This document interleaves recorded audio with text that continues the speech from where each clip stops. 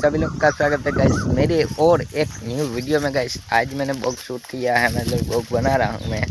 बपોરના 11 વાગ્યા છે, હું ઉઠી ગયો છું। ઉઠીને મેં ચા પાણી પીધા અને ડાયરેક્ટ ब्लॉग स्टार्ट कर દીધો है। અટાણ તો હું મારી ભેંસ ઉપાવવા આવ્યો, ડાયરેક્ટ ઉઠી ચા પાણી પી મારી ભેંસું है તમે ભેંસ ઉપાવવા આવ્યો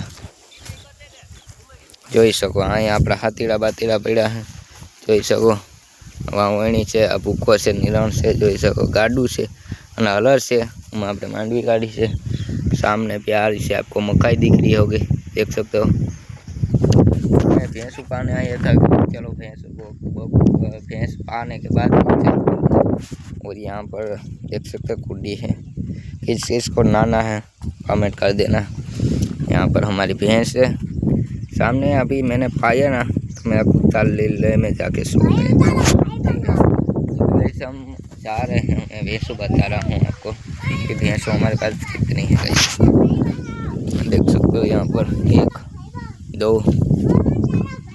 2 3 4 और 5वीं वहाँ पर बांधी है। सामने हमारा ट्रैक्टर है, आपको अच्छे से नहीं दिख रहा होगा, देख सकते हो। और गाइस आज मैं आपको घर बताना वाला हूँ कि मैं कहाँ पर रहता हूँ, और नहीं बताऊँगा।